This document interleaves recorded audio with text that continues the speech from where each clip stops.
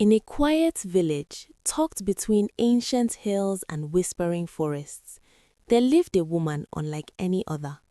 Her name was Mama Nkiru, and they said she did not sell vegetables, she sold dreams. Dreams that could change your life, dreams that could heal or destroy. This is the story of the market woman who sold dreams. Every morning at dawn, as the market came alive with drummers, traders, and colorful chaos, Mama Nkiru would sit calmly in her corner, her table filled with glowing calabashes covered with red cloth. People whispered her name like a secret. Some came hoping for miracles. Others came because they feared what would happen if they didn't. Adaora, a bright and curious young girl, noticed something strange. People who visited Mama Nkiru always left different. Some laughed uncontrollably, others cried like their hearts were breaking. Adaora's friend, Chibuike, warned her, "Stay away. My mother says Mama Nkiru's dreams are not for children." But Adaora's curiosity only grew stronger. One market seller, Neka, could not hide her envy. While her stall stayed empty, Mama Nkiru's stall overflowed with customers. One day, Neka tried to peek into a calabash, but as she lifted the cloth, a cold wind blasted her backward, as if the spirits themselves guarded the secret. She ran, trembling. Then came Obioma, a sad boy with a wounded heart. He approached Mama Nkiru and whispered, "Please, do you have a dream that can fix a broken boy?" Mama Nkiru gave him a cracked calabash glowing with blue light. That night, Obioma dreamt of his father returning. But by morning, the dream shattered. He woke up worse than before. Adaora watched, heartbroken. Unable to resist any longer, Adaora approached Mama Nkiru. Her voice steady, she asked, "Where do the dreams come from?"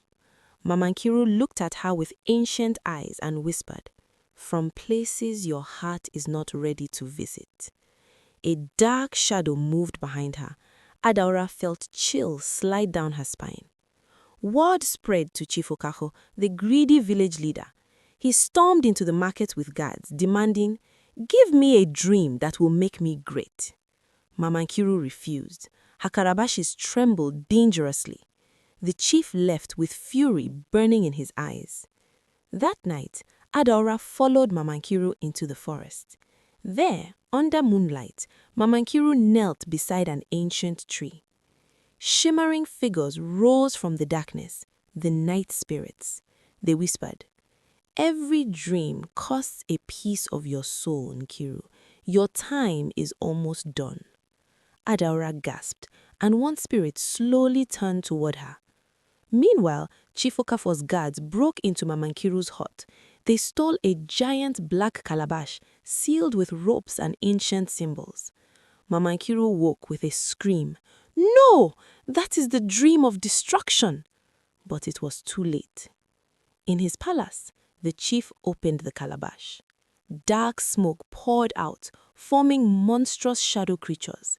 He fell into a nightmare, a vision of himself ruling a ruined land, chased by the spirits of greed. And outside, the village felt the nightmare too. Windstorms, trembling earth, cries in the night. With Mama Nkiru now weak and fading, she whispered, "Only a pure heart can return what was never theirs." Adaora, brave and determined, ran into the chief's palace. The darkness snarled at her, but she pressed on. She grabbed the calabash and forced it shut. The shadows shrieked and retreated back inside. Peace slowly returned. Mama Nkiru's body glowed softly, her voice gentle as the wind. "Thank you, Adaora. You have saved more than you know." She rose into golden dust, joining the night spirits forever. Adaora collapsed in tears. Days later, Adaora sat where Mama Nkiru once sat, 3 glowing halabashes before her.